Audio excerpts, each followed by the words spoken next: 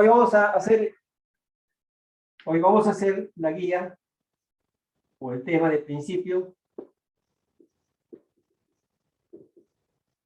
variacionales.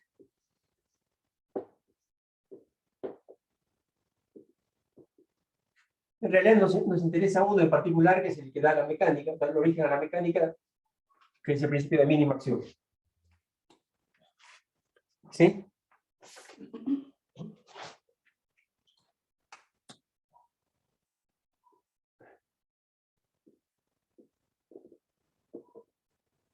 Principio de Hamilton se le llama, o de mínima acción.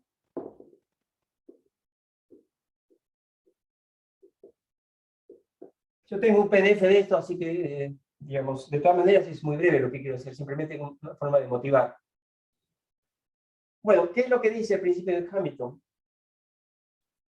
Es que define una magnitud que se llama la acción, que se define entre dos tiempos y con extremos determinados, o sea, extremos fijos, que es la integral de la lagrangiano en función de la Q de t, la Q punto de t, eventualmente el tiempo. Eso es la acción. Es la integral del lagrangiano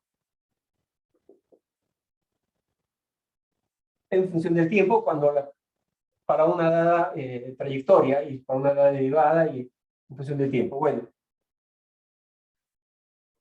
lo que dice básicamente que esa magnitud,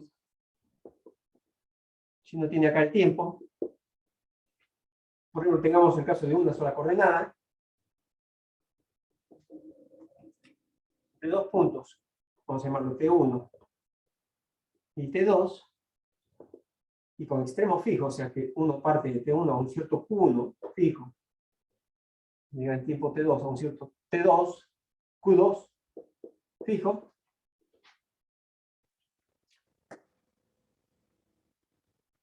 las trayectorias que van de Q1 a Q2, dibujadas en este gráfico, pueden ser variadas.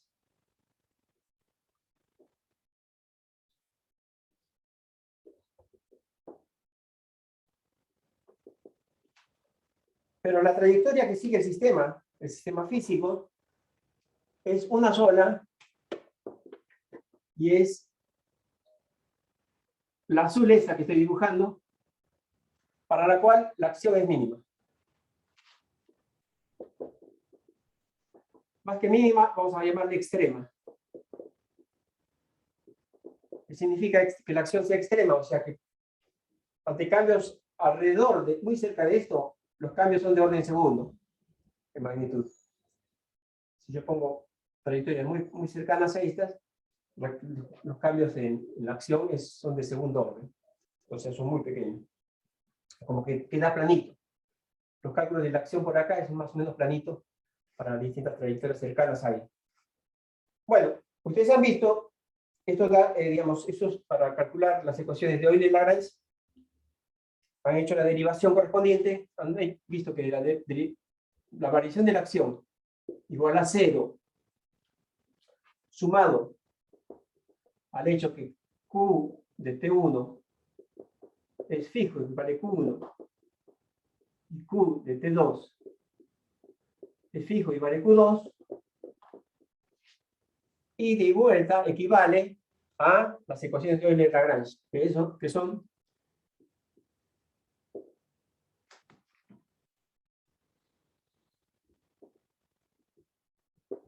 pongo como si fuera una sola coordenada, pueden ponerle su i a cada uno de estos y vale igual, ¿sí?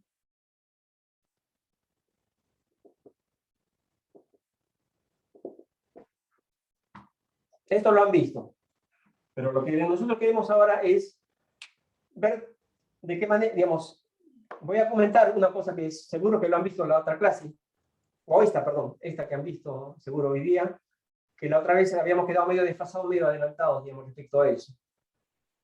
Una forma muy elegante de probar que el lagrangiano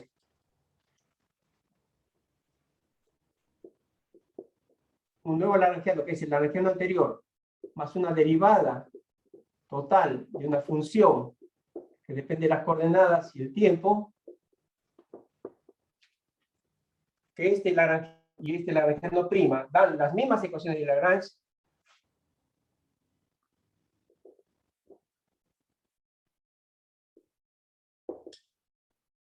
mismas ecuaciones de movimiento. ¿Lo han visto ustedes hoy día? ¿No? Sí, lo vimos.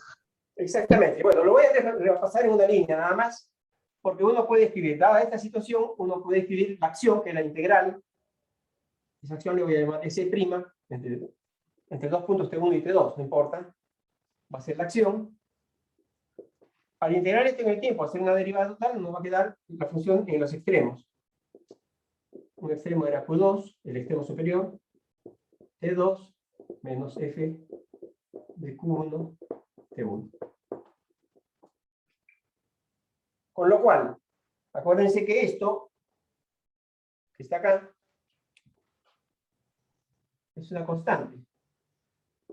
Porque Q2 y T2, y Q1 y T1 son constantes. Con lo cual que si existe un Q de T tal que la acción en esa trayectoria S valga cero, digamos, su variación sea cero, la misma, entonces el mismo Q de T, la misma trayectoria, digamos, o sea, evolución, hace que delta de S' valga cero. Porque la variación de S' es la variación de S más la variación de esto, que es cero, porque es una constante. Entonces, ¿qué significa? Que las mismas soluciones para el problema con L, que las soluciones para el problema con L son las mismas que para el problema con L'. Por lo cual, si las soluciones son las mismas, entonces las ecuaciones son las mismas.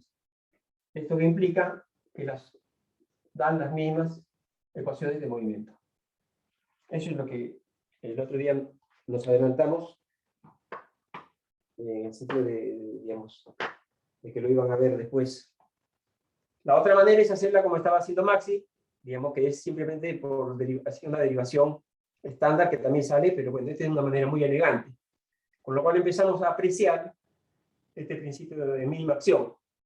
Los principios variacionales, o mejor dicho, este en particular, es una cosa que, digamos, nosotros hemos llegado a algo parecido a esto a través de Newton, a Lagrangiano, D'Alembert, Newton, variaciones. Pero esto puede ser considerado digamos, un inicio de toda la mecánica, pero además de eso, más que eso, esto permanece, porque es válido, puede ser, admite una formulación relativista, lo vamos a ver después, y admite, se aplica en teoría de campos.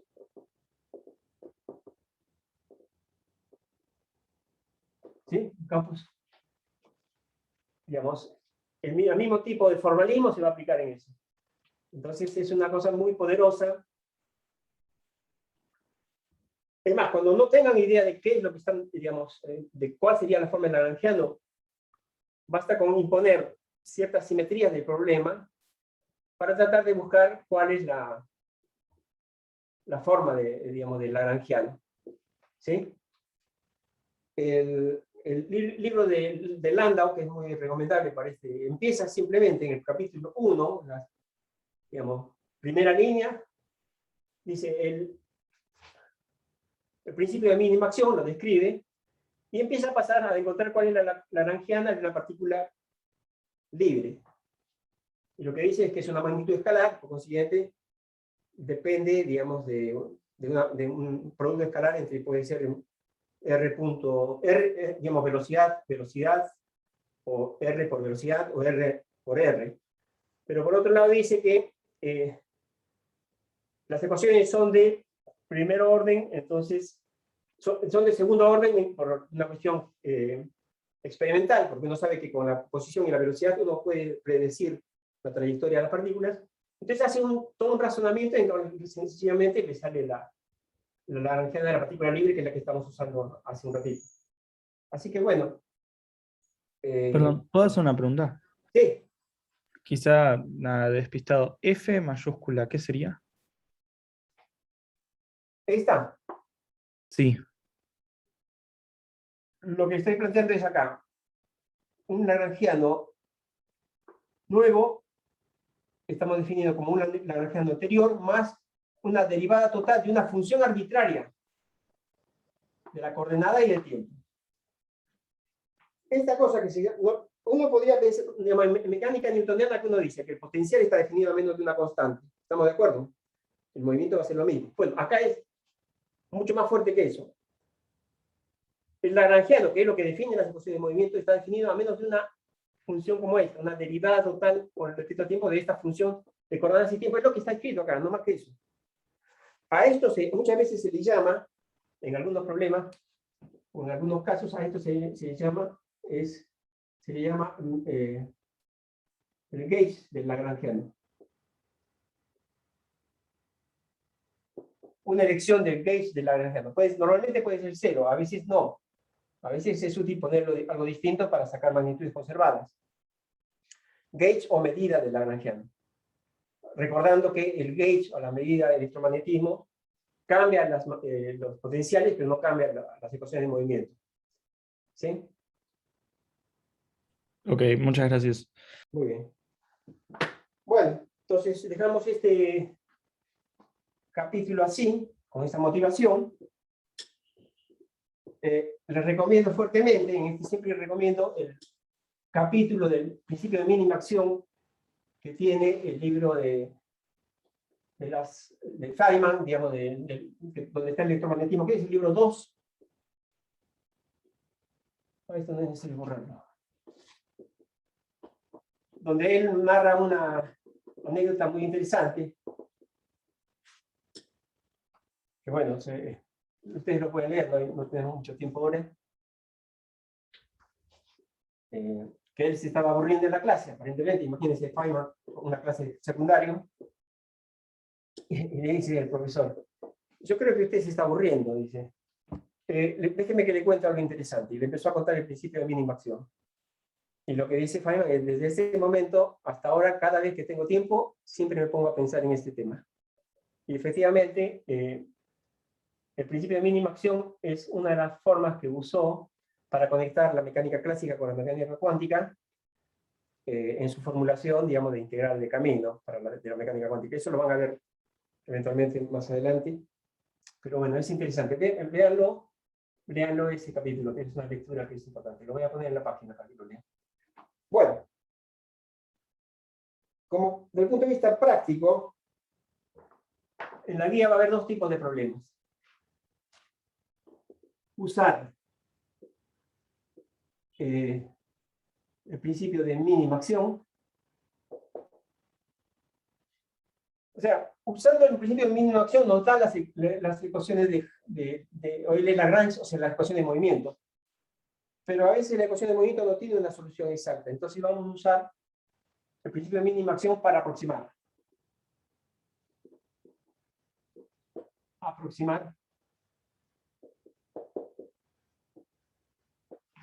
Soluciones. Y el segundo es usar para, por ejemplo, la óptica.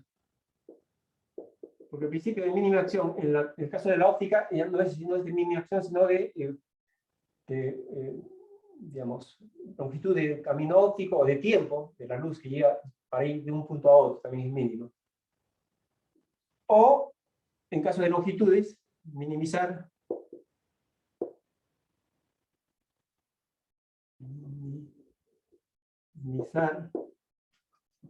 longitudes, o sea, hablamos de las geodésicas. Bueno. geodésicas. Cálculo de geodésicas. Geodésicas son en una superficie arbitraria, queremos definir cuál es el... Voy a apagar esto. Perdón. Bueno, de este tipo de ejercicio van a ver, y es interesante, pero vamos a usar entonces como primer ejercicio, vamos a tratar de plantear dos ejercicios, uno de usar la aproximación, el principio de Hamilton de minimación para aproximar soluciones, y otro para un problema de óptica muy, digamos, conocido. Así que bueno, ahora nos quedamos con esta parte que es el ejercicio, creo que es el ejercicio 4, si no me equivoco, ¿sí? Vamos a ver, voy a hacer un planteo muy breve. Esta es la guía.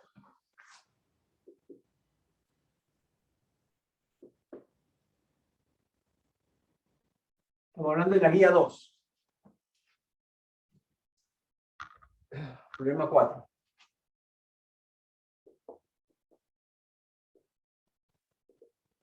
Bueno, es un ejercicio interesante porque vamos a ver un oscilador anarmónico.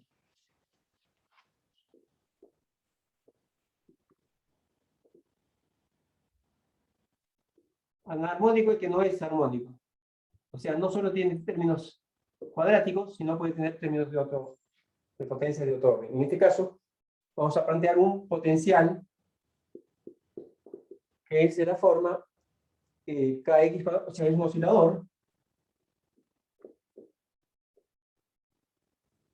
más beta X a la cuarta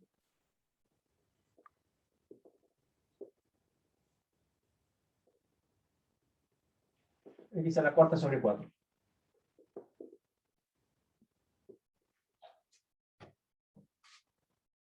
Si fuera solo KX cuadrado, es el viejo oscilador armónico, nosotros conocemos y plantear ecuaciones de Lagrange y de movimiento son muy fáciles de resolver.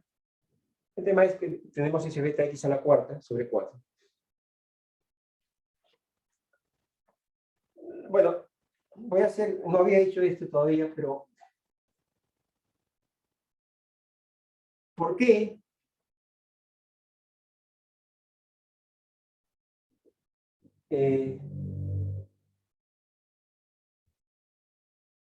podemos usar el principio de mínima acción para aproximar soluciones? Porque bueno, imaginemos que tengamos un parámetro, en realidad esto es un múltiple parámetro, ¿no? O podría ser uno solo, pero podría ser un múltiple parámetro. Podría ser un vector. Pero yo lo dibujo así, un vector multidimensional. Lo dibujo acá, y de cada parámetro definiría de alguna manera una trayectoria que une dos puntos, ¿no? Dos puntos dados. Y entonces acá dibujamos la acción en función de esas trayectorias posibles. ¿Sí? Nosotros sabemos que la acción correcta para esas trayectorias, digamos, para cualquier trayectoria posible, ubica solamente una de las trayectorias. El mínimo extremo de acá. Esta es la trayectoria exacta. Ahora, imaginemos que este es un múltiple parámetro que define toda una trayectoria, o una serie de funciones, digamos. Es solamente algo esquemático esto, no es algo que hay que... Bien. Este es el resultado exacto que uno obtendría, digamos, llegaría a esto resolviendo las ecuaciones de Lagrange. Si uno por casualidad no puede calcularla eso, tendría que usar, parametrizar con un subconjunto más pequeño de parámetros, pero que en principio le dé una solución, por ejemplo acá. Este sería el mínimo de este sería el principio del que está más aproximado, un Z1. Un Z1 aproximado. Y voy a dibujar un último, que voy a hacer luego con verde. Si uno mejora, extiende los parámetros o mejora la aproximación, eventualmente podrá ir a alguno de estos. Y acá tendremos C da 2. Y la idea es, si esto está en el mínimo, según un conjunto de parámetros un poco menor que el correcto, es posible que finalmente tengamos que que estos dos se aproximen. Se aproximen. No siempre pasa. Por eso esto no es una cosa que nosotros podamos garantizarlo. Por eso se analiza caso por caso. Y eso es lo que vamos a ver ahora. ¿Sí? Vamos a ver qué. Vamos a plantear de todas las trayectorias posibles para este problema de los osciladores anarmónicos, vamos a plantear un solo parámetro en particular y usando el principio de Hamilton de mínima acción, vamos a hacer que vamos a ver que la trayectoria, o mejor dicho, las frecuencias, por ejemplo, en función de la amplitud, son muy, muy buenos. Esto lo voy a guardar. Esto está dibujado en el PDF. Bueno, entonces, ¿qué características tiene este potencial? Bueno, lo podríamos dibujar. Es un potencial par.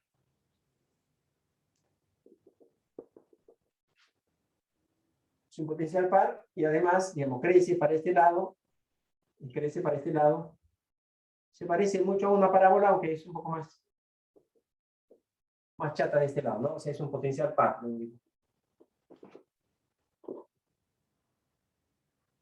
Bien. Si es un potencial par, tenemos las trayectorias, las amplitudes van a estar de un lado y del otro. Van a ser iguales, ¿no es cierto? Bien. Entonces, vamos a plantear que nosotros queremos que la trayectoria sea una función de este lado va a ser positiva, de x, pasado este tiempo va a ser negativo el x. O sea, va a ser una función impar. La función tiene que ser una función impar. Y esa función que le vamos a plantear de prueba, vamos a plantear, pero yo me voy a restringir exactamente a esto. Va a ser una cierta b con un seno de omega t. ¿Sí? Entonces, digamos, el tiempo de inicio, lo que llamamos T1, es el 0, y la posición x de 0 vale 0. El tiempo que voy a observar esto va a ser el tiempo 2, que es el momento en que vuelve. Esto pasó por 0, creció y volvió. ¿En qué tiempo vuelve al 0 por primera vez esto? En un medio periodo. O sea, un tiempo pi sobre omega, x de pi sobre omega, es 0. X de T2. Bueno, es pi sobre omega, sí. Entonces vamos a plantear esto. Y estamos con certeza, porque no conocemos mucho de este problema, pero ahora lo sabemos. Que si pasa por acá un tiempo 0, un tiempo pi sobre omega va a volver acá, seguro. Porque pi sobre omega es la mitad de un periodo. Un medio periodo, vuelve acá, va y vuelve. No estoy diciendo que cuánto es exactamente el periodo, pero digamos la frecuencia, pero tiene una dada frecuencia. Ok. Bien. Entonces, ¿cuántos parámetros, esos parámetros que yo llamaba CEDA o sí, cuántos son acá? Es solamente uno, porque el único parámetro libre es B. Omega está dado, porque es una frecuencia para el problema que no lo conozco, pero es un problema, todo está fijado, porque fija los tiempos acá. Así que omega no es un valor a variar. Pero B sí es un parámetro libre. Y veámoslo cómo está acá.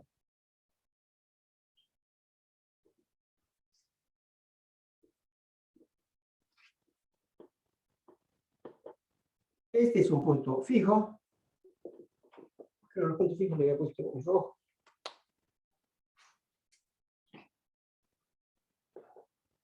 Y otra vez, a un tiempo t, que es un pi sobre omega, vale 0. ¿Y el parámetro B cuál es? Los parámetros B, los múltiples parámetros B son estos.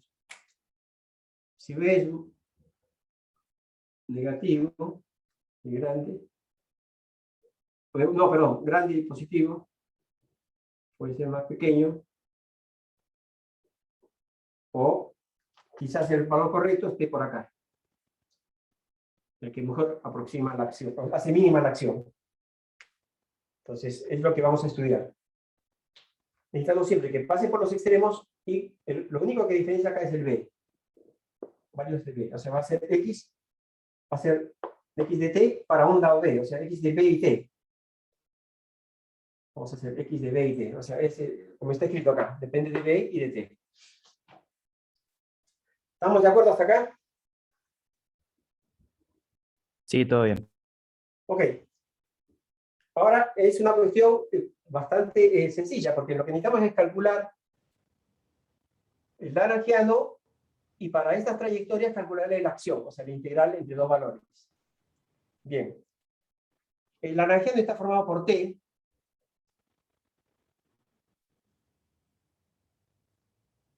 que es un medio de la masa, por X punto de T cuadrado. ¿Sí? En este caso se puede calcular muy fácilmente, va a ser un medio de la masa. X punto, ¿cuánto vale la derivada de esto? O sea, X punto de T, ¿cuánto vale? Derivamos con respecto al tiempo acá. Nos queda B omega coseno. B omega coseno de omega T. ¿No? Entonces va a ser M por B cuadrado, omega cuadrado, coseno cuadrado de omega T. Listo para poder calcularlo acá. Necesitamos toda esta expresión para poder integrar en tiempo. ¿Cuánto vale el potencial? Va a ser K sobre 2 de X al cuadrado, que sería B cuadrado, seno al cuadrado de omega T, más beta sobre 4 de X a la cuarta, que sería B a la cuarta, seno cuadrado de omega T al cuadrado. Lo hago así porque para poder hacer la integral más sencilla. Perdón, una pregunta. ¿Por qué estás reemplazando por B? ¿No era X? No, no es por B, estoy reemplazando. Cuando uno escribe esta magnitud, lo que necesita es usar un conjunto de trayectorias que dependan de un parámetro. En este caso, mi parámetro es B, pero B siendo de omega T. Estoy reemplazando, en este caso de velocidad, necesitaba calcular X punto, lo calculé acá y lo reemplazo. Y lo reemplazo. ¿Por qué lo reemplazo? Porque voy a calcular la acción. No, ya sé, pero el potencial estaba planteando como una dependencia de X. ¿Por qué lo podés poner como dependencia de B? Ah, que es salame. Sí, De ok. X cuadrado y de X a la cuarta. Sí. Digamos, para ir Nada, adelantando, sí. ¿no? O sea, no voy a Sí, sí, hacer. sí, sí, sí, sí. Acá Perdón. pude hacer acá, pero sí. Ya, ok. Lo pongo porque toda la acción se tiene que expresar en términos de la trayectoria. Finalmente necesito la integral de t menos b. O sea, integrar esto en el tiempo, integrar esto en el tiempo. Esa es una cuestión algebraica, ya lo podríamos pasar.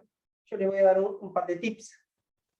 ¿Cuánto vale la integral de coseno cuadrado de omega t más seno cuadrado de omega t?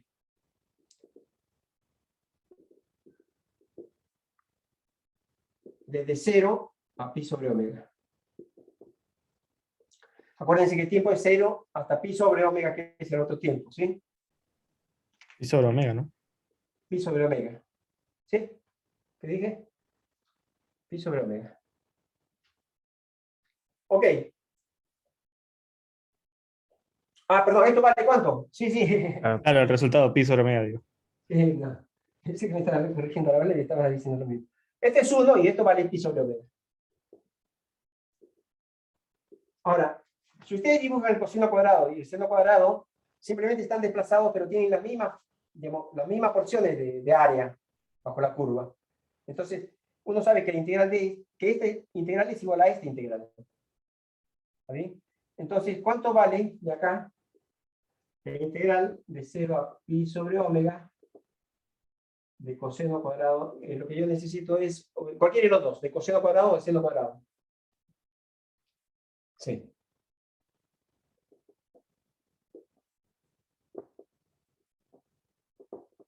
Esto vale, cualquiera de los dos, vale pi sobre 2 omega, ¿no? Es la mitad. Porque si esto es igual a esto, la integral de 1 es pi sobre 2 omega. Bueno, eso es una cosa que hay que escribir.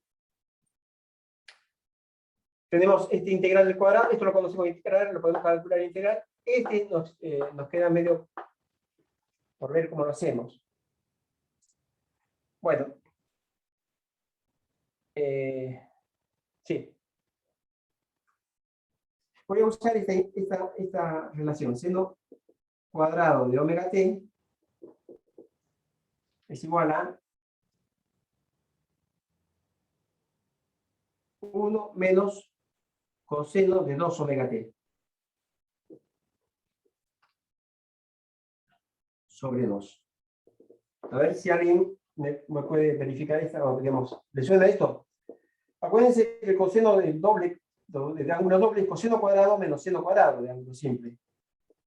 Entonces, 1 menos coseno cuadrado va a ser seno cuadrado, y el menos seno cuadrado va a ser más seno cuadrado, o sea, va a ser 2 seno cuadrado, que es lo mismo que este que está acá.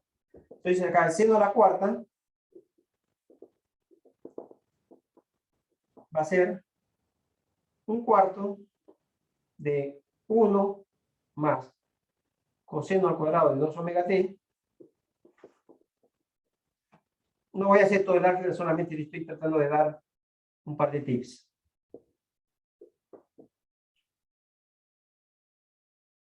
Menos el doble producto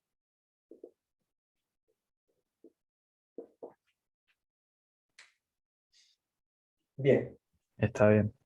Si nosotros queremos integrar esto en el tiempo, de 0 a pi sobre omega, esto es trivial. Esto es muy parecido al otro, porque va a ser digamos, va a ser pi sobre 2 omega igual. Va a ser la misma expresión, digamos.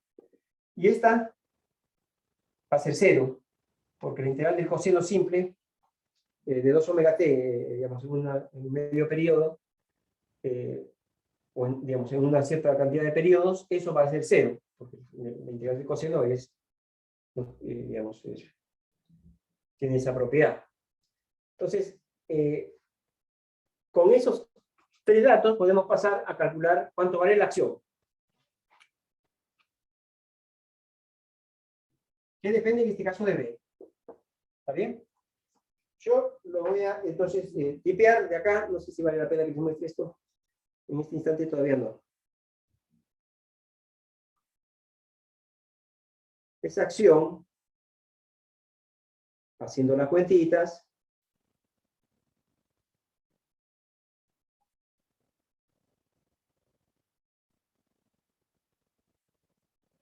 es de B, es pi cuadrado, B cuadrado pi sobre 2 omega. Eso me creen ustedes, ¿no? O sea, lo pueden terminar ustedes realmente como corresponde.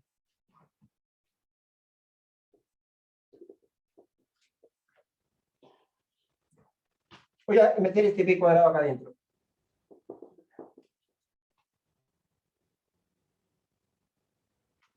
Pi sobre omega y medio cuadrado omega b cuadrado menos k menos 3 octavos de beta b cuadrado. Bueno, acuérdense que beta es el coeficiente anarmónico, ¿no? Beta sobre 4 es el coeficiente anarmónico. Bueno,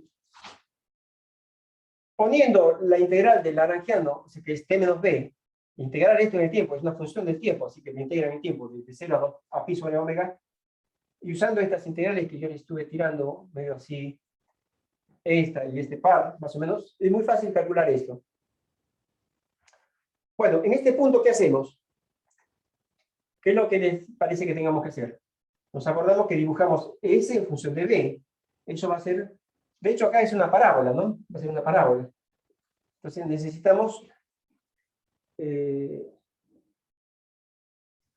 perdón, este es B a la cuarta, ¿eh? Porque he metido B adentro. Sí, B a la el cuarta. segundo es b al cuadrado. El segundo también es B cuadrado, perdón. Sí, sí, sí. No copié bien, o sea, me adelanté un poco acá para meter eso que está ahí. KB cuadrado. Sí. Ok. Entonces, ¿qué hacemos ahora? Ya dijimos, vamos a minimizar eso. Entonces, esto, si lo dibujan, es una, digamos, una especie de parábola, pero de orden cuarto, ¿no es cierto? O sea, una función de orden cuarto que es fácil de derivar. Las soluciones que nosotros entonces vamos a encontrar son estas.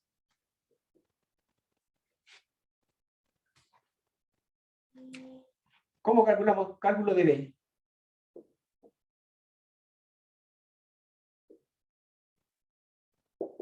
El B hasta ahora era un B libre. No importa cuál sea el B, va y viene al mismo punto. Pero voy a elegir el que haga mínima la acción, o extrema.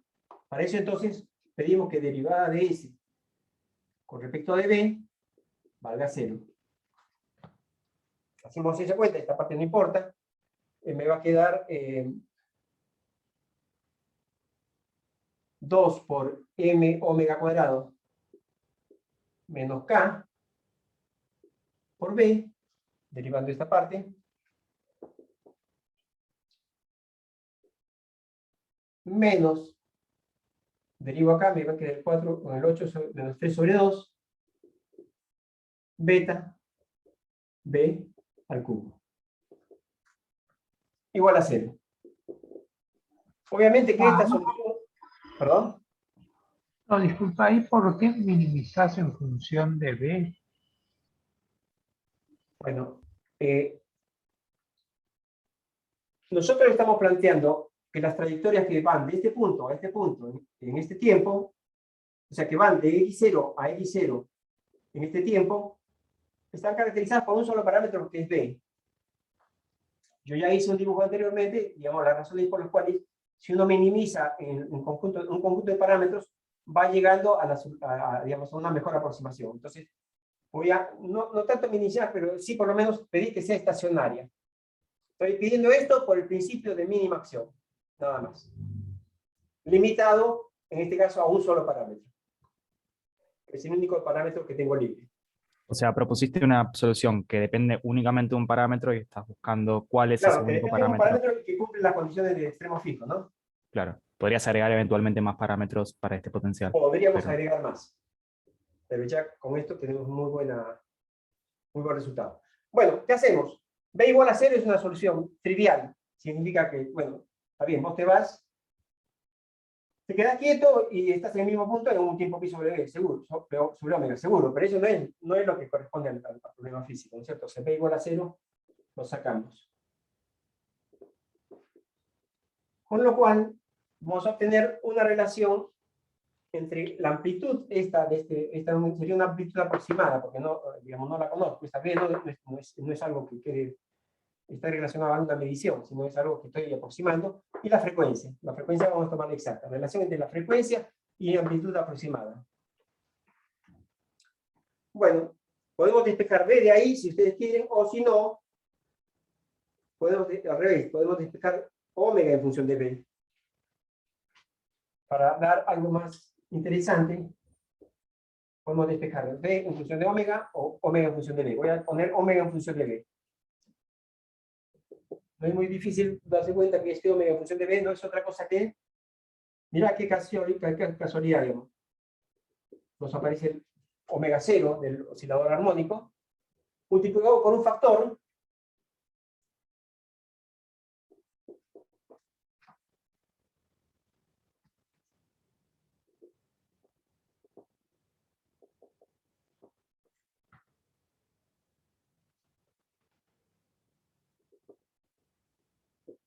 Es interesante lo que dice esto.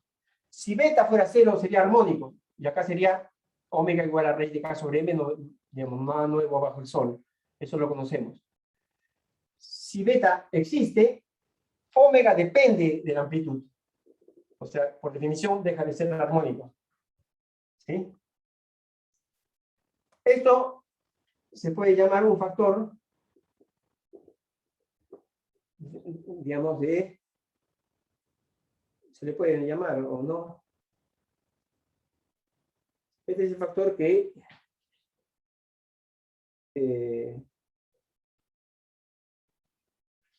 hace anarmónico. No sé si existe esto. Anarmonicidad. ¿Sí? Una cosa interesante es que todo depende de este parámetro.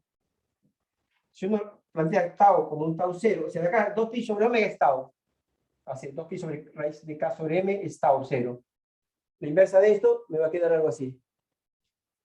Sobre raíz de 1 más 3z sobre 2. Donde z, y acá está interesante, porque z es la dependencia, digamos, es b cuadrado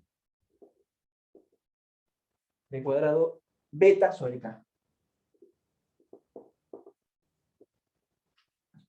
Vamos a ver que este parámetro es el parámetro que va, digamos, que realmente está en el resultado exacto. O sea que está muy bueno que dependa de esto. Y vamos a dibujar en realidad, digamos, distintos, esto con el resultado exacto. El resultado exacto es una función que yo les he definido acá no les voy a copiar porque no tiene mucho sentido. Uno puede plantear para una dada amplitud cuánto vale la integral del tiempo. Esa me da una función. Sí, voy a mostrarles acá, porque digamos, lo que ya estuve haciendo, ya lo que quería hacer lo terminé. Voy a compartirles. Compartir pantalla.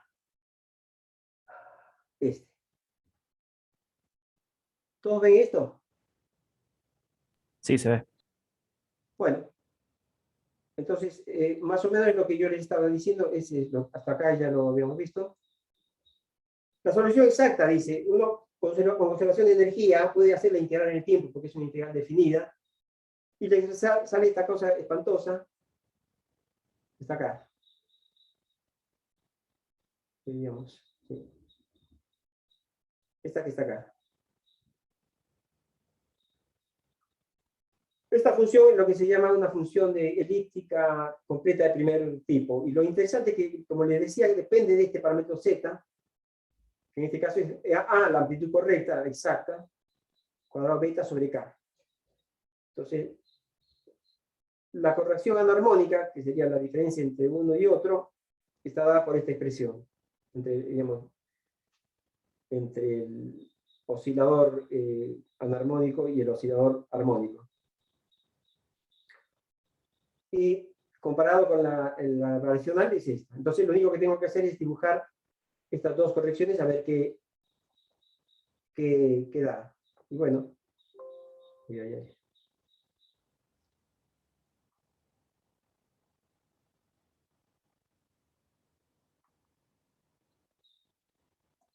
aquí está, perdón.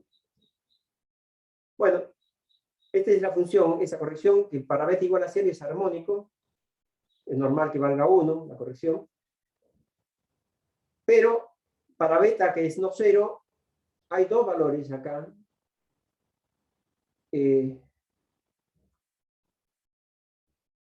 Uno es el exacto y otro es el variacional, y uno, el base es el exacto y el azul es el variacional, me parece. Y están muy, muy cercanos en un rango muy importante, digamos, hasta 5 de este parámetro z. Así que es una muy buena aproximación. Realmente es muy, muy buena esta relación. Bueno, con eso ya es lo que quería terminar. ¿Estamos de acuerdo con este tema entonces todos, no? Sí, perfecto. Ok. Esa es la forma de hacer esto. Digamos, van a encontrar Hay una cosa que quiero aclararles. Si el X de t que ustedes están usando está parametrizado de distintos parámetros y incluye al resultado exacto, ustedes van a convertir al resultado exacto por este método, que es el caso de un problema que hay de caída libre que tienen ahí en la guía. ¿Sí? Verifíquenlo que tienen que convertir al resultado exacto. Si la función de prueba con varios parámetros, o uno o dos o varios parámetros, incluye al resultado exacto, el proceso les va a llevar a un resultado exacto. Acá no es un resultado exacto, pero es muy, muy bueno. Bueno, ahora vamos a hacer... Yo tengo una pregunta de este ejercicio, perdón. Sí, En el enunciado te proponen tomar una combinación lineal de senos. ¿Por sí, qué acá sí. podés simplemente tomar uno Y bueno, porque llegar a algo? cuando vos empezás con el 1, primero uno y después el siguiente. Es así. En el enunciado también te dicen, te proponen, no es que te propongan, te proponen que hagas uno solo, en realidad. No te piden hacer todos. Se dice, uno podría pensar eso de esa manera, una combinación, pero bueno, Ok. hay un problema de dificultad también técnica, ¿no? O sea, veamos el enunciado correctamente y... Bueno, ahora voy a hacer... Como un Taylor, cuanto más pongas, mejor va a ser. Claro. Voy a hacer... Esto lo voy a dejar de compartir. Voy a hacer otro ejercicio, un poco más rápido, un poco más ligero en todo caso, en el cual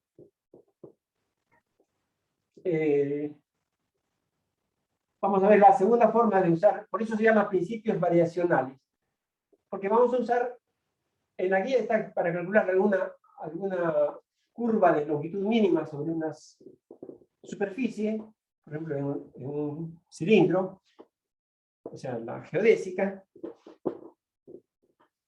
o para un caso de óptica, y ese caso de óptica es el que quiero hacerlo ahora, ¿sí? Más o menos brevemente igual. No sé si hacerlo directamente en el mostrando lo que hay ahí.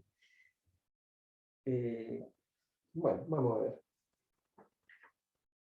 El ejercicio que quiero hacer es este, el ejercicio. Voy a abrir el enunciado.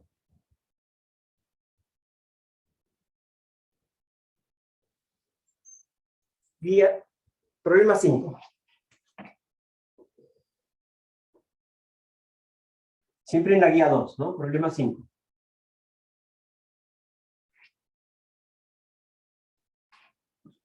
Y el título de eso sería Principio de Fermat.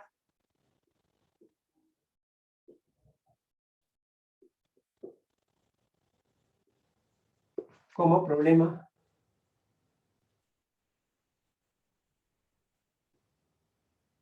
variacional.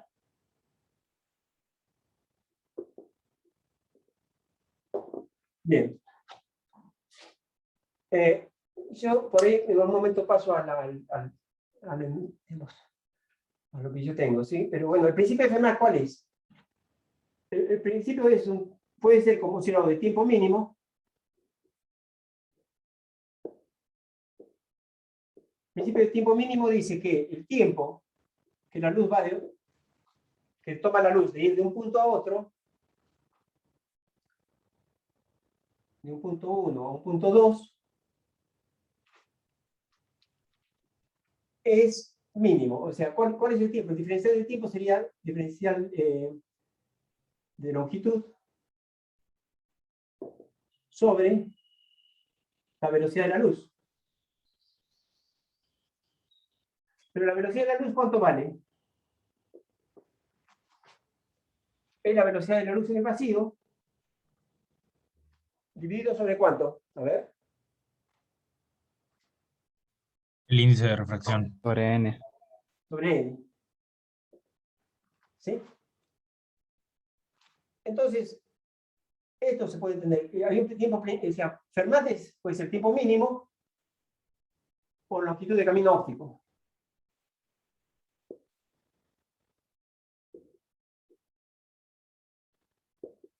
La longitud de camino óptico es el cociente es n por el diferencial de L. Este es un diferencial de camino óptico.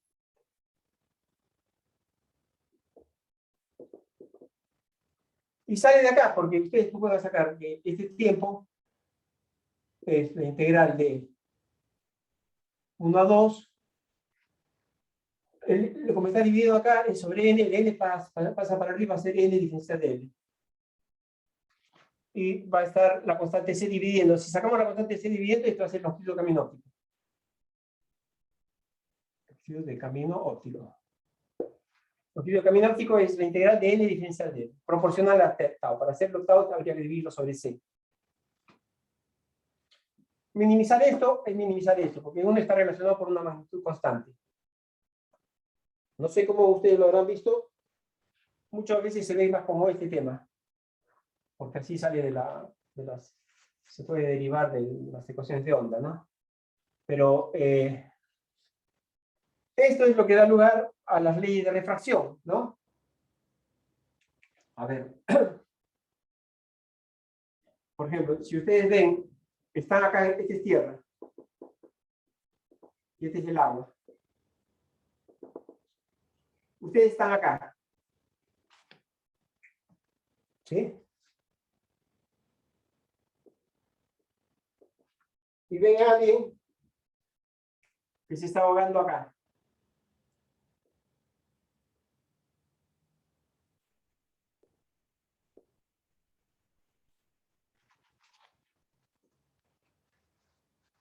¿Qué es lo que hacen?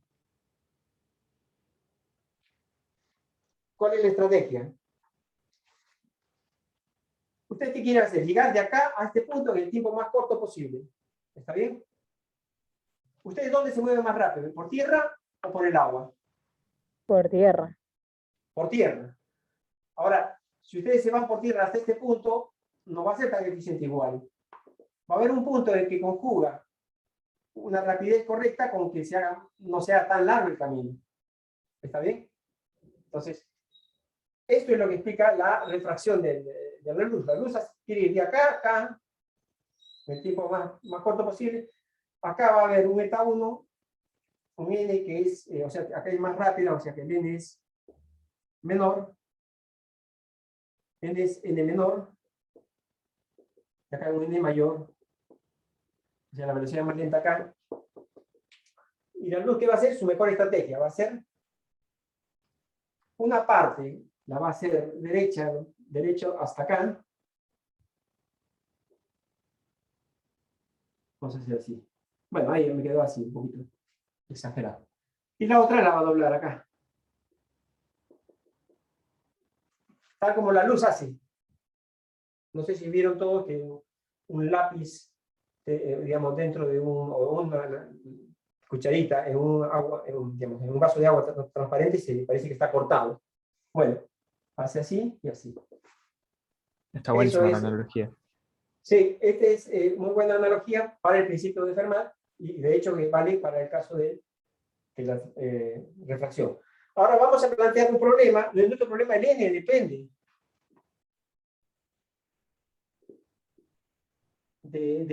digamos, de la altura. El índice de refracción depende. ¿Cuándo depende el índice de refracción de la altura? ¿Alguien podría saber cuándo es que depende de la altura del índice de refracción?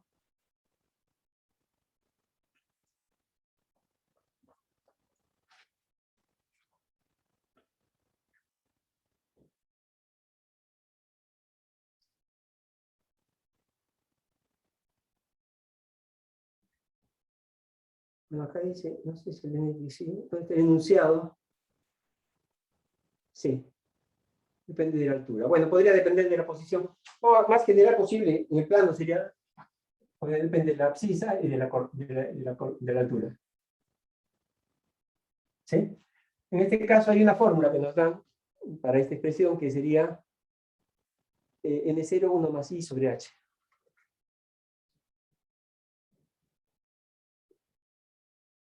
Significa que siendo I la altura, esto va creciendo con la altura. ¿Alguien me respondió por qué podría depender el índice de refracción con la altura? Aumentar con la altura. O piénselo al revés. ¿Por qué hacia abajo habría un menor índice de refracción? ¿Estaríamos hablando de la atmósfera, por ejemplo? Claro, digamos, cuando ustedes están en la ruta y la ruta el asfalto está muy caliente, ¿qué pasa con el aire inmediatamente arriba del asfalto? Ahí hay menos magnitud de aire, menos presión de aire, hay menos aire, y el aire se va un poco hacia arriba porque se enfría un poco más con la altura. Entonces, en igual a 0 tenemos un N0, y a partir de ese igual a 0, ligeramente, porque acá hay una magnitud H que va a hacer que sea ligero, ligeramente va aumentando. Claro. Además podría depender de la composición del aire según la altura a la que estés del piso. Sí, bueno, ¿no? pero básicamente lo que es muy importante ahí es que el piso está claro. Ah, ok. ¿Está bien? ¿A dónde queremos apuntar? ¿A qué fenómeno queremos apuntar? Al fenómeno de Del espejismo. espejismo, exactamente. Vamos a ver que el cielo, vemos al fondo y vemos el cielo. Todos han visto en las rutas, se han sido atentas cuando iban por las rutas, han visto cosas como charcos de agua al frente, ¿o no? Sí, claro. Ok, es eso. Bueno, entonces tenemos esta expresión en particular, bueno, no hay problema, pero en general sería algo así. Lo que quiero minimizar es longitud de camino óptico, es la integral de 1 a 2, de n de xy, diferencial de L. ¿Cuánto vale el diferencial de L? Hay dos maneras de calcular el diferencial de L. Uno es la raíz. Bueno, vamos a hacer así. Raíz de diferencial de x al cuadrado más diferencial de y al cuadrado. Para poder realizar la integral, yo puedo hacer dos cosas. O factorizo diferencial de x. 1 más, llamémosle y' de x. Profe, una pregunta. En Sí. el índice de refracción que lo pusiste como función de x y pusiste en el segundo término y sobre h, o sea, ¿sería y sobre x o es una h que depende? No. Este es el caso general, pero en este caso particular, obviamente que no está x. Ah, ok. ¿Sí? Y una pregunta, ¿por qué el diferencial nos queda así? Este es el diferencial de longitud. Ok. Tauras. Sí. Diferencial de Sí, está x, bien. diferencial de y, diferencial de Claro. l. Claro, sí. Y ahora, ¿factorizo de x o factorizo de y? Cualquiera de los dos es válida. Y uno de ellos nos va a servir.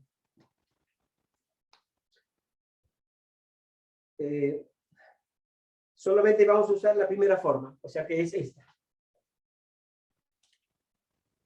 Si ustedes quieren, pueden hacer la otra. ¿Sí? Entonces, finalmente les queda que la longitud de camino óptico es la integral. Vamos a hacer ya prácticamente n0, integral. La variable independiente es x acá elegido, ¿no? x1 a x2 de 1 más y de x sobre h raíz de 1 más y' de x diferencial de x. Profe, perdón.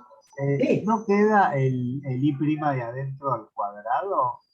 Perdón. Sí, gracias. Ok. Un error.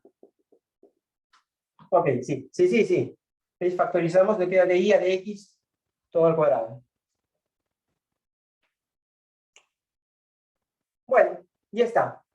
Entonces, cada problema de optimización variacional que obtenemos, digamos, lo vamos a hacer una analogía con el principio de mínima acción, que es, esto es S, va a haber una integral de T1 a T2, de un lagrangiano,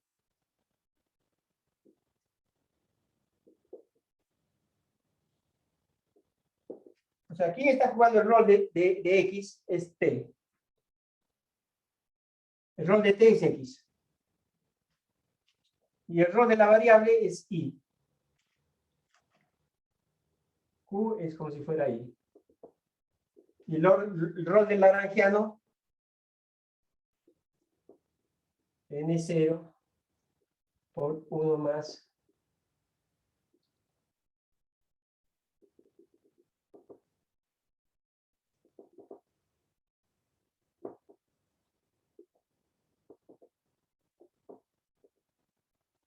bien. Acordándonos de eso, podemos plantear las ecuaciones de Lagrange para este problema. Y algo voy a hacer uso, que ustedes ya lo vieron, estoy muy seguro que lo vieron, es, digamos, que se conserva este lagrangiano como tal. No depende de x.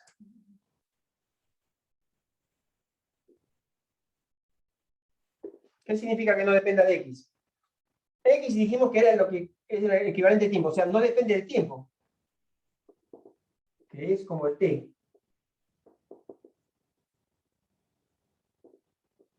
Si el lagrangiano no depende del tiempo, ¿qué magnitud se conserva? La energía.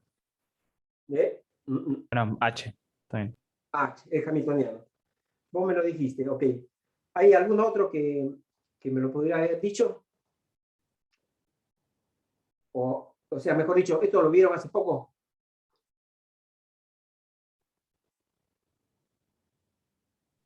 Sí, sí. O sea, sí. ¿Sí? Bueno, voy a escribirlo para ver que ustedes estén, si se acuerdan. Si no se acuerdan, lo hacemos rapidito. Esto lo voy a usar porque lo bueno que tiene es que en vez de plantear una ecuación de segundo orden, que son las ecuaciones de Euler y Lagrange, podemos usar la primera integral. Y la primera integral, que es apropiada para este caso, la magnitud que se conserva, tiene que ver con, como esto que no depende del tiempo, entonces se conserva el h.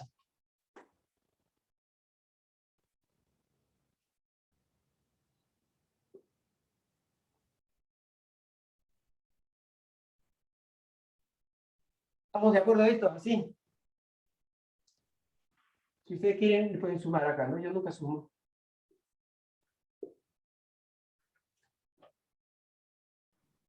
Bueno. ¿P cuál era? Era una derivada, ¿no? P, claro, P es el momento generalizado.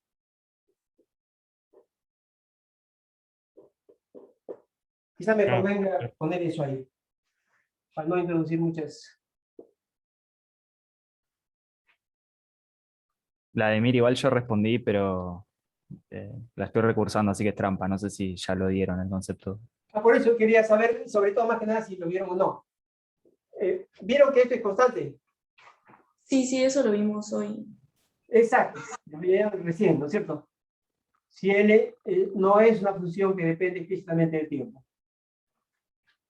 Es más, esta hamiltoniana es igual a la energía para casos muy particulares, en particular, por ejemplo, si la energía cinética es cuadrática homogénea, en las velocidades generalizadas, y los vínculos no dependen del tiempo, en ese caso, o los potenciales no dependen de la velocidad, en ese caso se escribe que es H es igual a L, pero ese es otro tema. Esto no lo saben. Bueno, entonces si lo saben lo vamos a usar. ¿Por qué? Porque podemos formar cuál es la magnitud que se conserva, que es con este L. ¿Quién es Q punto para ustedes? Es I' para este problema, ¿no? I' es Q punto porque es derivado con respecto a X, I' de X. Por la derivada del lagrangiano con respecto a I'. ¿Dónde está I' acá? Acá, ¿no? ¿Qué va a ser? Todo esto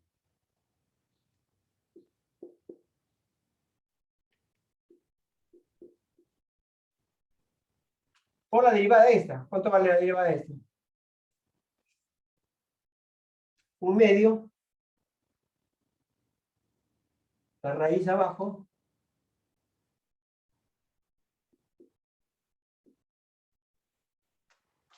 de X, por la derivada de esto con respecto a I'. que sería 2i'. 2i' de x. En este caso se cancela este 2, me queda así. Preguntaría, Esa es ¿qué esta estás primera parte. haciendo ahí? ¿Perdón? ¿Qué estás haciendo ahí abajo? No, me perdí, no entiendo lo que estás haciendo ahí abajo ahora. Estoy haciendo esto. Estoy calculando la magnitud constante. Fíjense, el lagrangiano no depende del tiempo. Acá el tiempo es el x. Este lagrangiano no depende de x. Entonces, voy a calcular la variable q, en este problema es mi i de x. Como que está acá punto, i es i' de x, porque es derivada con respecto a x, que es el tiempo. Por la derivada del lagrangiano, derivé el lagrangiano, que es este. Derivo el lagrangiano respecto a i'. Esto es común. Y derivo esto, lo acabo de derivar, y es eso, ¿sí? Está, digamos, no quiero gastar mucho tiempo en esta álgebra, está en el apunte, pero bueno, simplemente les quiero dar la pauta. Menos el L, que el L lo bueno que tiene acá es compacto nomás, ¿no? Este es N0.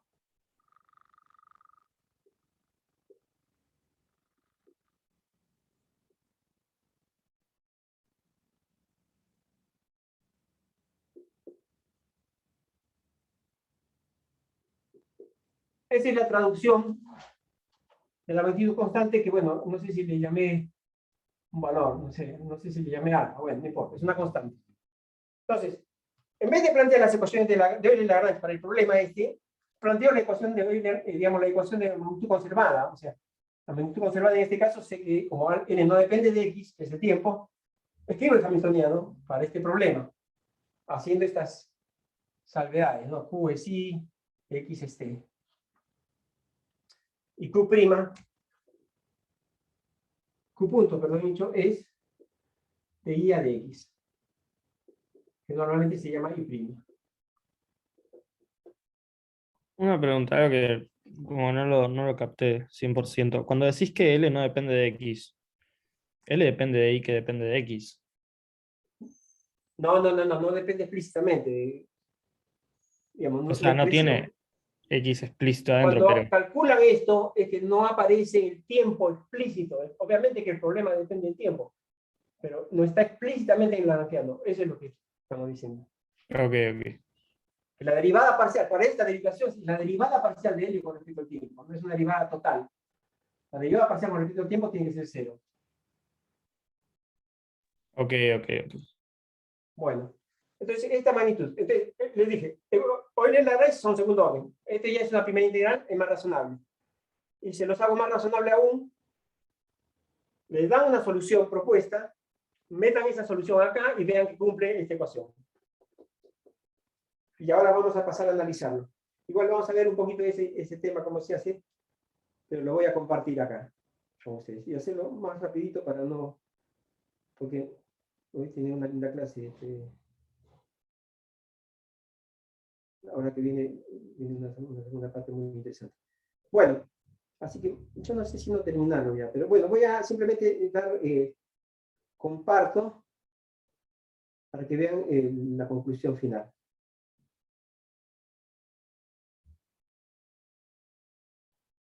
Ok. Compartir pantalla.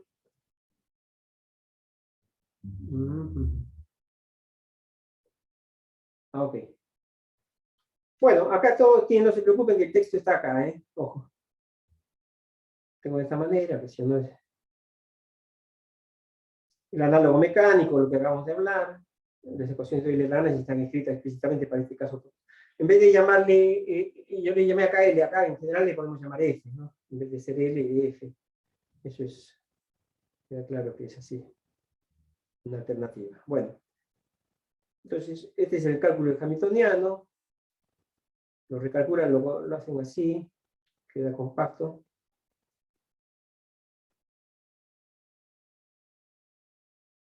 Conservación de H es esa.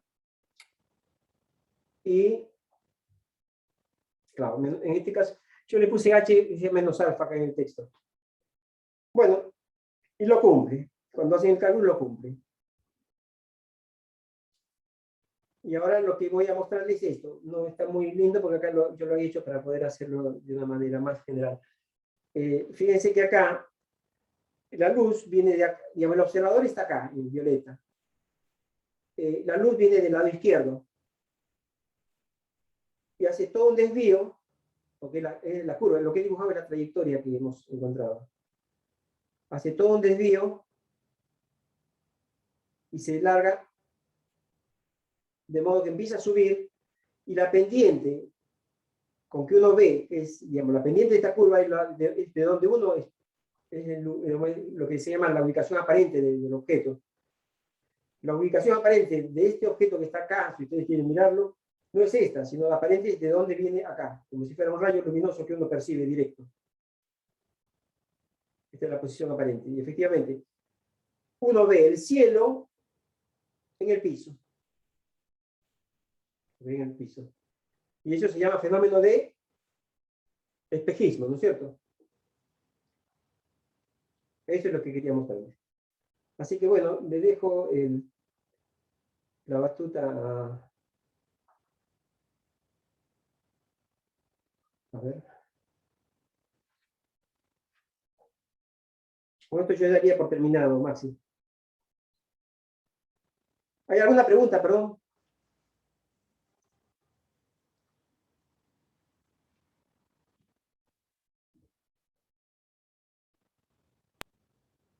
Creo que se entendió bien. Ok. A ver si hay algún... Voy a dejar de compartir esto.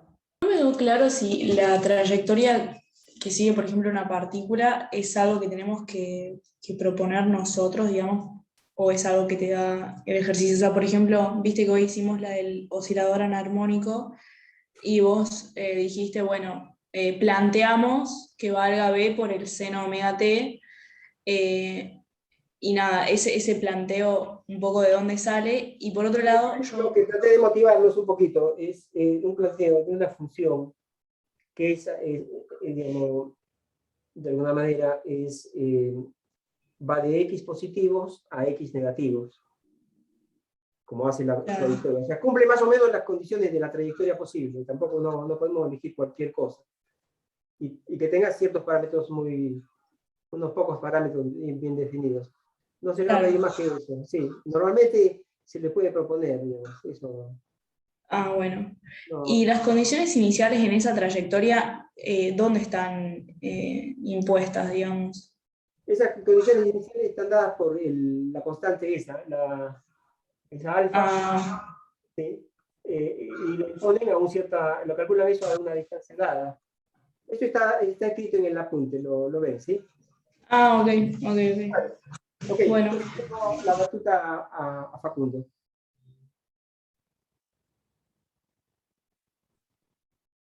Facu. Sí, acá estoy. ¿Quieren que hagamos un descansito de 5 minutos? No sé, Vladi.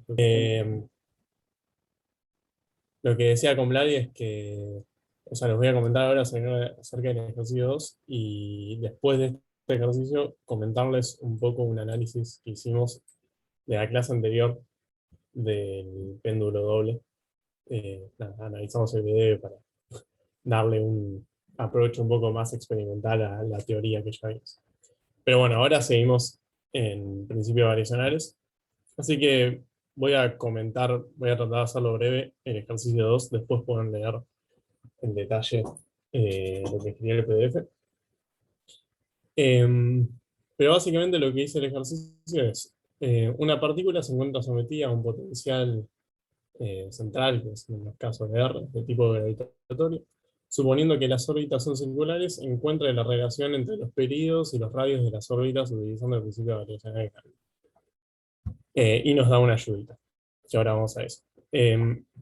Entonces, lo que vamos a suponer de esta órbita, que por ahí no la aclaran en el enunciado, pero es que es una órbita circular y que, digamos, en el centro de esa órbita es donde estaría el centro de fuerzas, ¿no? Que sería este potencial gravitatorio. Y también suponemos que es una órbita circular a velocidad constante, ¿no? Entonces, los parámetros que define esa órbita son el radio A, la frecuencia angular alfa. ¿sí? Esos dos. Y suponemos también que inicialmente la partícula se encuentra, o sea, a tiempo cero en la posición A, o sea, se encuentra sobre el eje X y altura Y cero.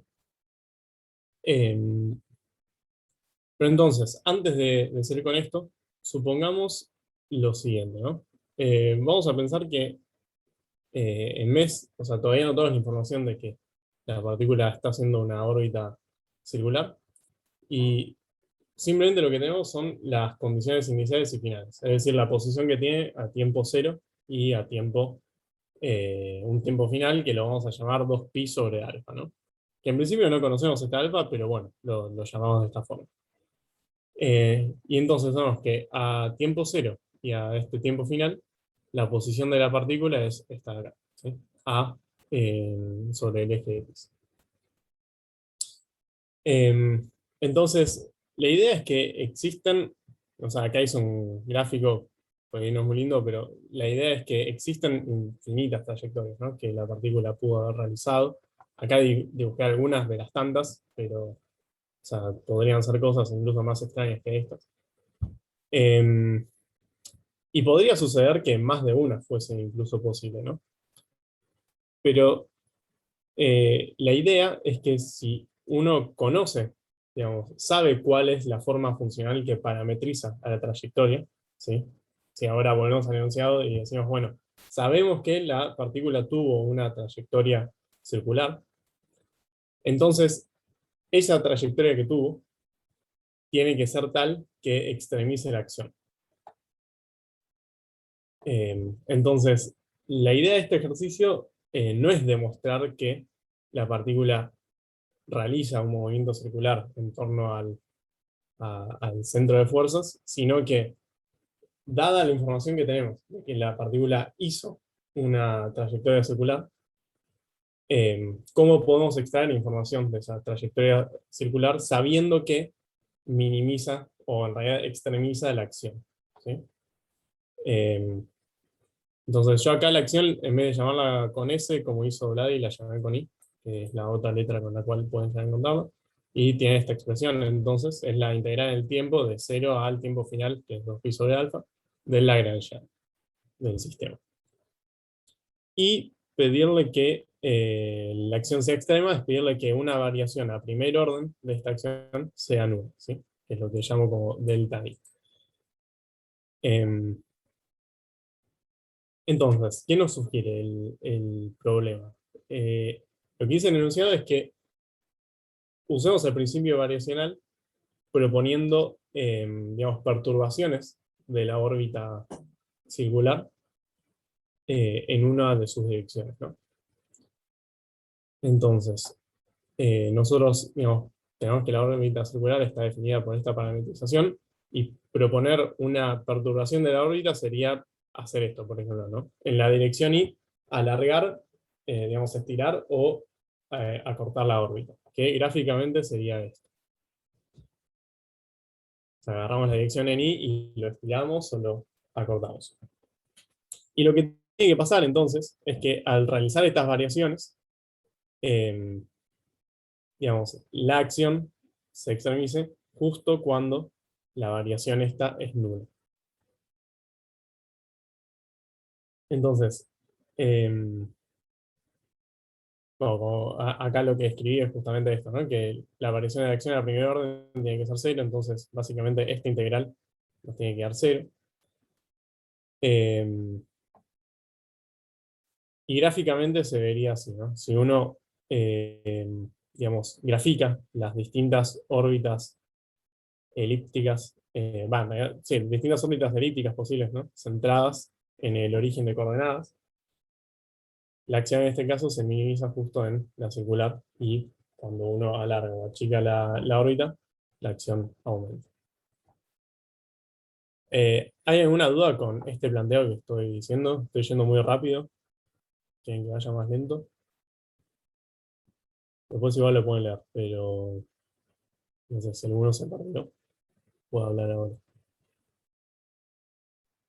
Está yendo rápido, pero me imagino que que te estás enfocando en el método y no en las cuentas, así que supongo que Sí, está bien. la idea es sobre todo eso, después lo pueden leer, pero bueno, o sea, si en ese ir rápido alguien no está entendiendo ya qué está pasando, dígame. Y repito, no hay problema. Pero bueno, recapitulando nosotros partimos de una órbita circular y lo que vamos a hacer es, digamos, ver cómo varía el lagrangiano, o en realidad ver cómo varía la acción, que depende del lagrangiano, variando esa órbita circular. Y lo que vamos a hacer en esa variación de la órbita circular es proponer que en el eje Y, digamos, se alargue o se achique.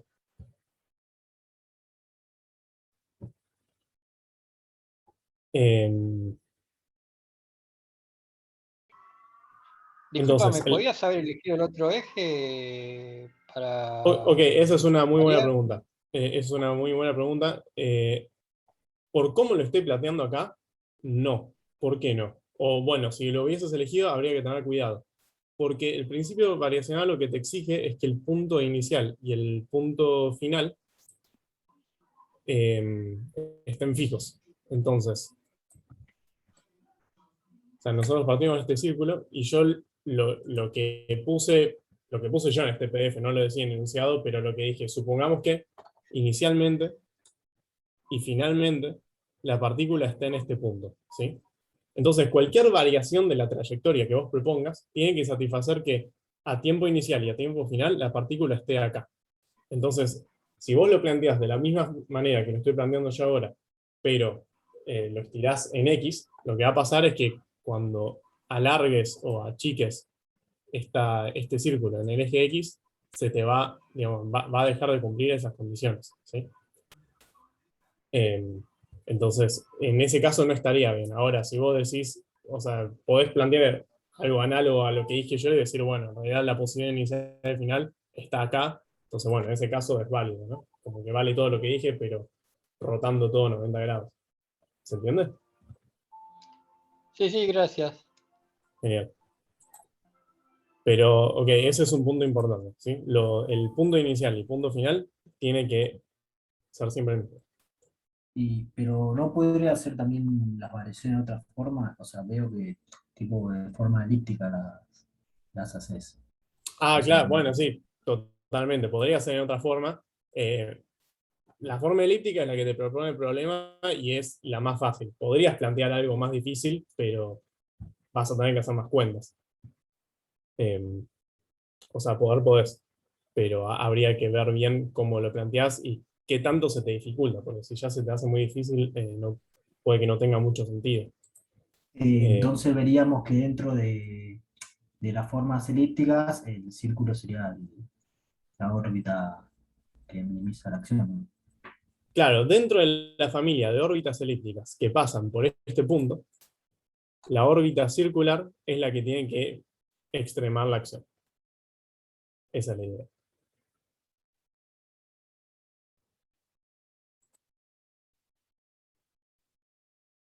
¿Alguien se perdió? No, todo bien. Bien. Bien. Entonces, dicho esto,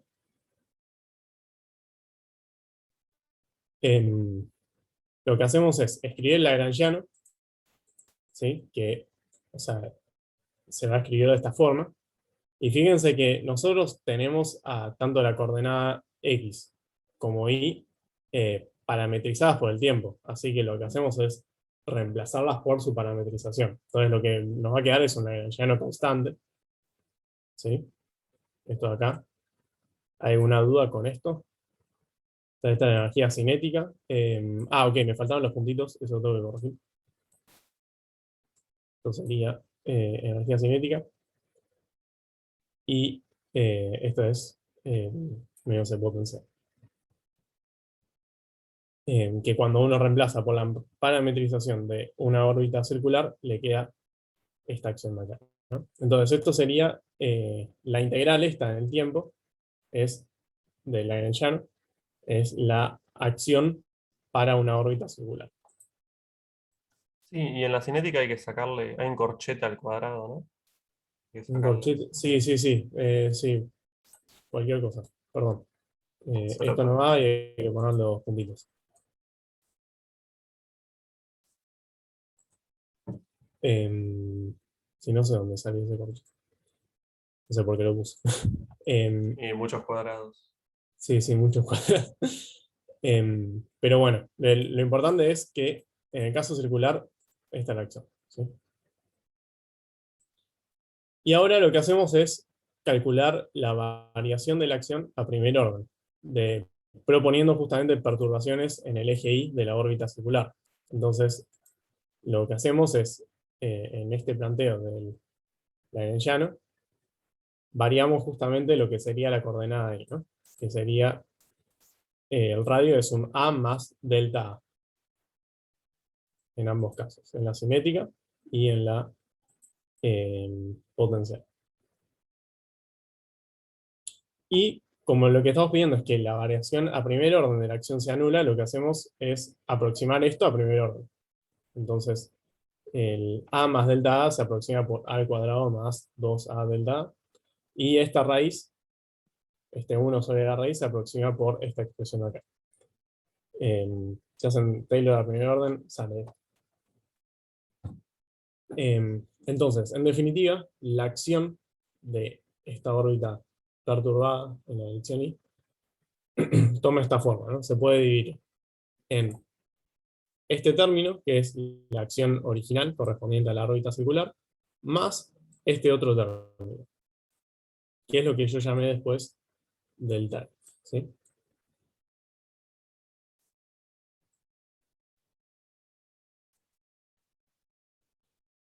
Entonces, nosotros queremos pedir que esto sea cero, justamente porque sabemos que la órbita circular fue la que tuvo la partícula, entonces tiene que ser un mínimo de la acción, o un extremo de la acción. Y por ahí uno, si ve esto rápido, dice, bueno, para que esto sea cero, pido que el argumento sea cero.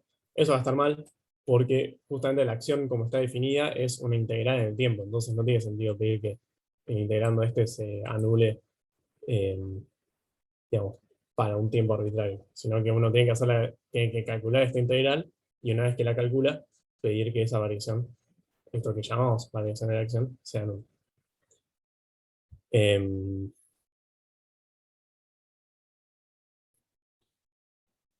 Entonces, haciendo la integral, llegamos a esto, ¿no? Esto es, de vuelta, acá reescribí lo que yo llamé delta I, y hacemos un cambio de variables, que es alfa por t, lo llamamos phi. Entonces, diferencial de t por alfa es diferencial de phi. Y nos acordamos que la integral entre 0 y 2pi de un seno cuadrado y de un coseno cuadrado es pi. Así que, teniendo en cuenta el cambio de variables y esta integral, llegamos a que esto de acá, lo que habíamos llamado variación de la acción a primer orden, tiene esta forma. Y entonces ahora, por el principio variacional, le pedimos que esta variación sea nula. Y para que sea nula, se tiene que satisfacer esto de acá. Y esta relación de acá no es cualquier cosa, sino que es precisamente la tercera ley de Kepler, ¿sí? Que dice que el período al cuadrado sobre el semieje mayor de la órbita, que tiene un planeta en torno a su estrella, al cubo, tiene que ser constante. Esto lo escribí más acá. ¿Sí? Esta es la ley de Kepler, que el período al cuadrado sobre semieje mayor al cubo es constante. Acá, como tenemos un círculo, el semieje mayor es el radio de la órbita, y alfa es 2pi sobre el período, entonces de acá podemos despejar la siguiente relación. Y todo este término de la derecha es constante, ¿sí? Está la constante de potencial gravitatoria, la masa del planeta y bueno, 4pi al cuadrado.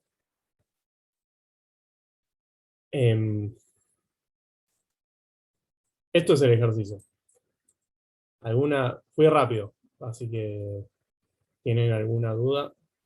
¿Se perdieron en algún lado? No, O no, bueno, re bien, re bien. ¿sí? Ok. Sí, sí, sí. Si alguien estuvo siguiendo las cuentas y no entendió algo, puede preguntar también. Pero bueno, después igual la idea es que lo lean tranquilos.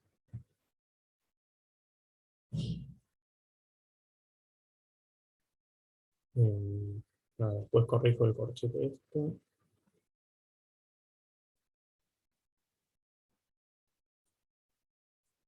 Así que bueno, si no hay dudas, paso a lo otro.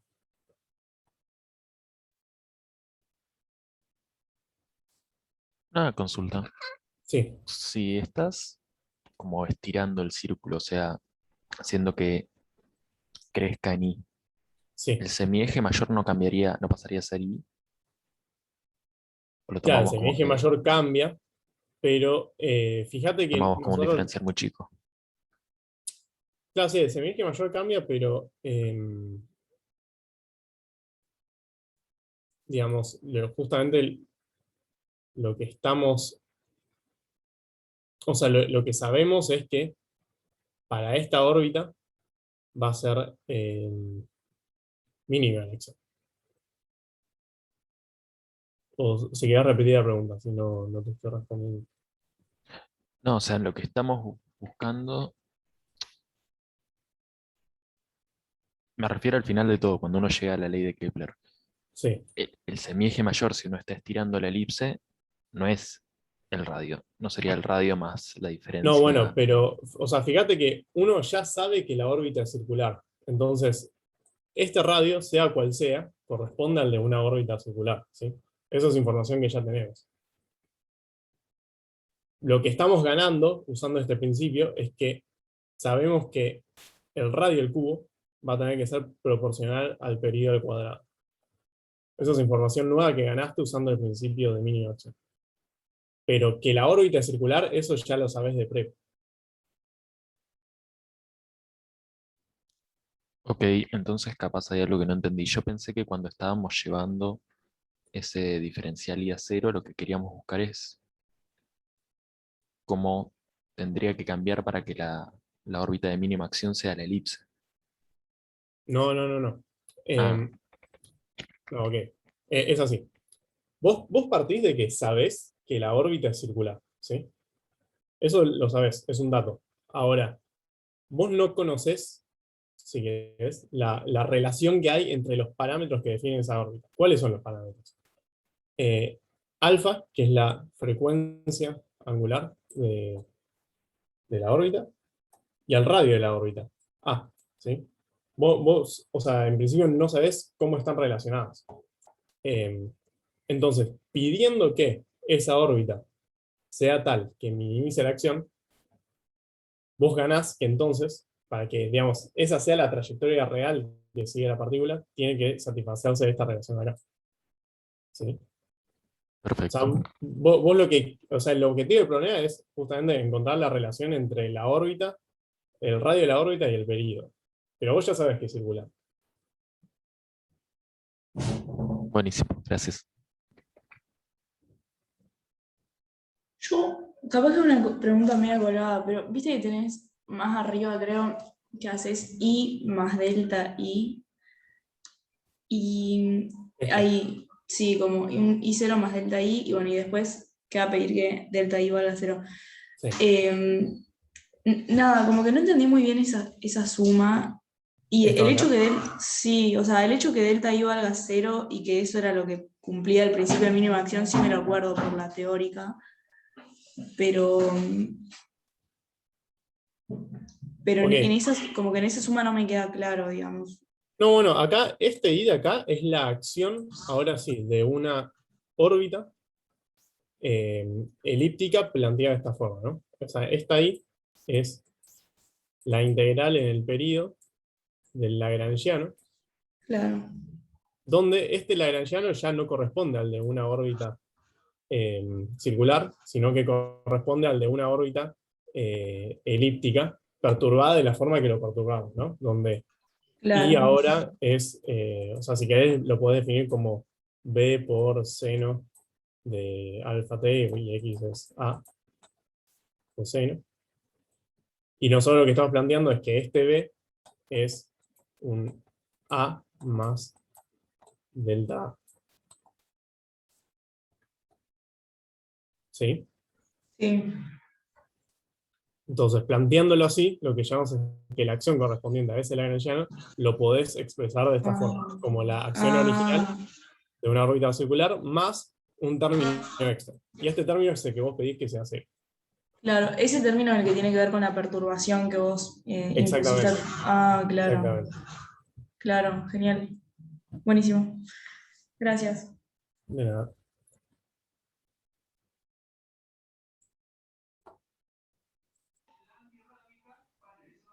Discúlpame,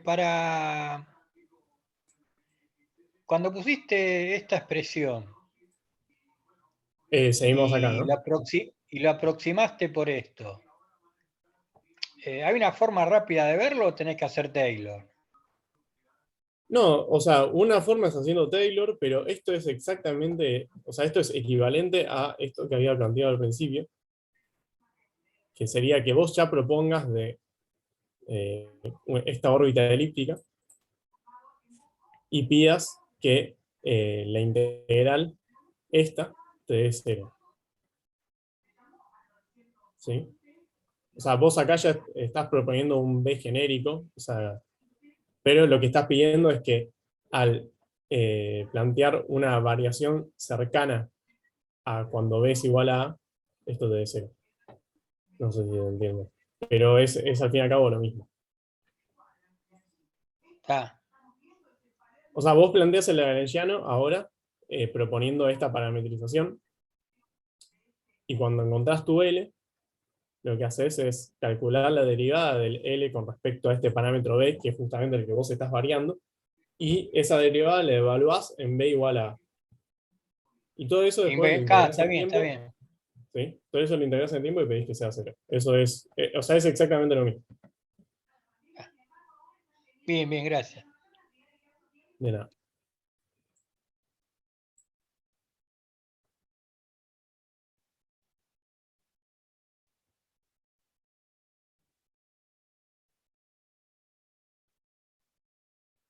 ¿Alguna duda más?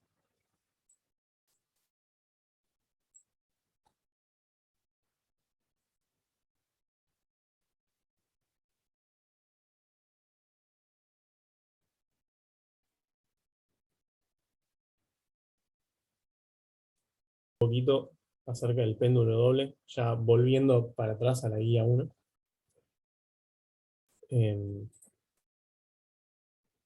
Cualquier cosa me paran y me veo para atrás.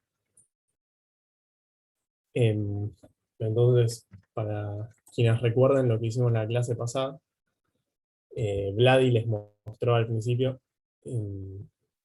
su péndulo doble casero, donde justamente mostró 3 casos, ¿no? O sea, en la filmación. Primero lo que hacía era le daba una condición inicial al péndulo y empezaba a oscilar. Y después lo que mostró es que cuando excitaba al sistema con una frecuencia más o menos baja, el péndulo resonaba en lo que era uno de sus modos normales, que era el modo de movimiento en fase de las dos masas. Y cuando lo excitaba con una frecuencia más alta, el péndulo resonaba en su segundo modo normal, que es el movimiento de las dos masas en contrafase. Entonces lo que hicimos para complementar ese video es tratar de compararlo con los cálculos que vieron en esa misma clase. Y lo que hicimos fue analizar la trayectoria de esas dos masas usando el tracker, que les dejo acá el link de donde se lo pueden descargar, es software libre. Igual yo creo que lo deben conocer ya, en algunos labos se usa. Creo que en Labo 5, no sé. Pero por ahí en un labo antes se usa. Que nada, es un programita que te permite traquear partículas. Entonces lo usamos para calcular la...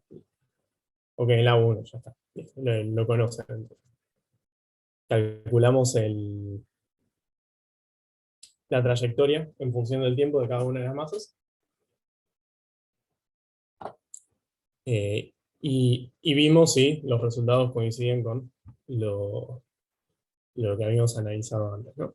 Entonces, para repasar un poquito, las frecuencias tienen que tener esta forma, ¿no? De los modos normales, donde el más corresponde al modo en contrafase y el menos corresponde al modo en fase.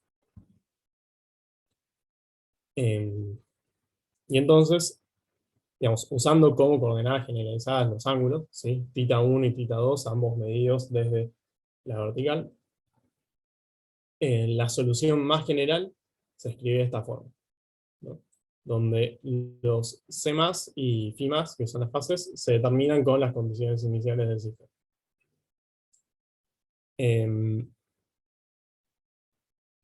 Bien, entonces, lo que les muestro acá es justamente el gráfico de θ1, que es lo que está en azul, y θ2, que es el de la masa de abajo, en naranja, correspondiendo a cada uno de los modos, ¿sí? Cuando Vladi lo excitó en su modo de fase, justamente vemos que, digamos, cualitativamente se ve que las oscilaciones de los ángulos están en fase.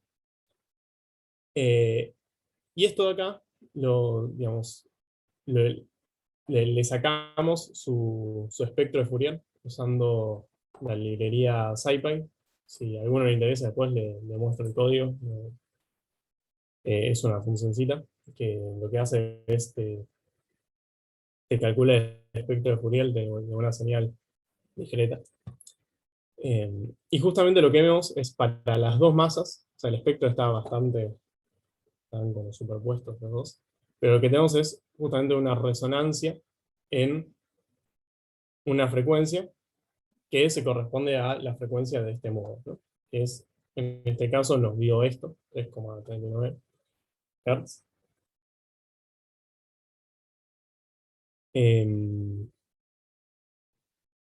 Y por otro lado, lo que tenemos es el modo en contrafase, que justamente también, si grafican los ángulos, ven que claramente están en contrafase el movimiento de cada uno de los ángulos. Y cuando extraen de esta señal sus componentes de Fourier, vemos que hay una resonancia en otra frecuencia más alta, que justamente corresponde a este modo. Y de todos modos, algo que se puede ver acá en este gráfico del espectro es que, sobre todo para el movimiento de la masa 2, digamos, sus oscilaciones están un poco contaminadas con el modo 1, que es el que habíamos, la frecuencia que habíamos encontrado antes, que es este piquito que tenemos acá. Pero mayormente el movimiento es en contrafase justamente porque predomina la contribución de esta segunda frecuencia, que es 8,04 Hz, aproximadamente.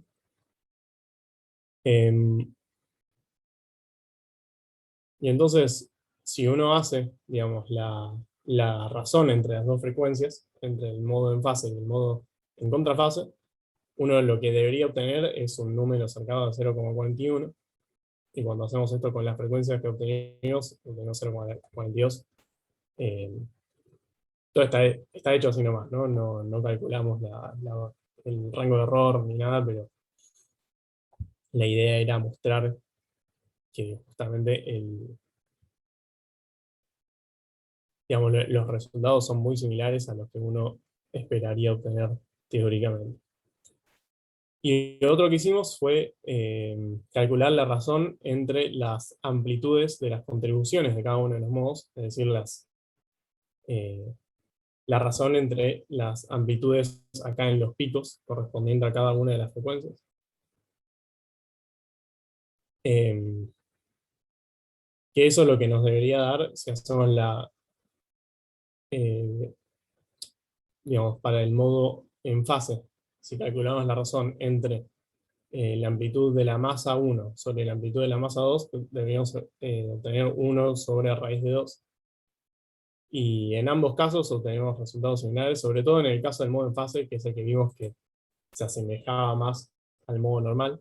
En el caso del modo en contrafase, como había digamos, no era puramente el modo de contrafase, sino que había una leve contribución del modo en fase, el resultado dio un poquito más alejado, 0,77, pero da más o menos cercano a lo que uno esperaría. Y bueno, y por último analizamos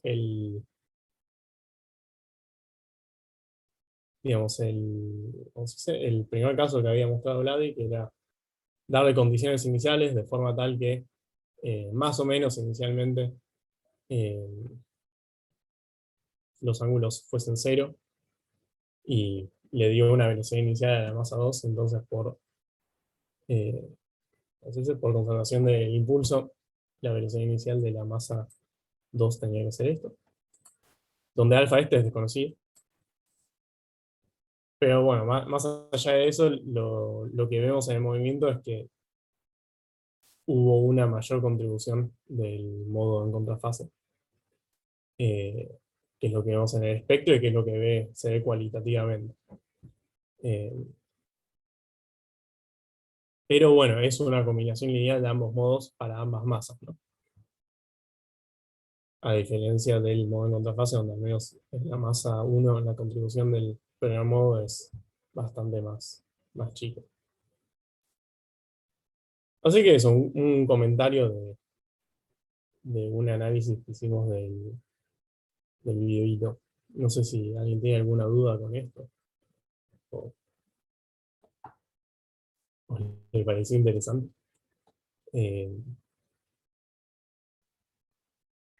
Sí, está bueno. Están buenos los gráficos.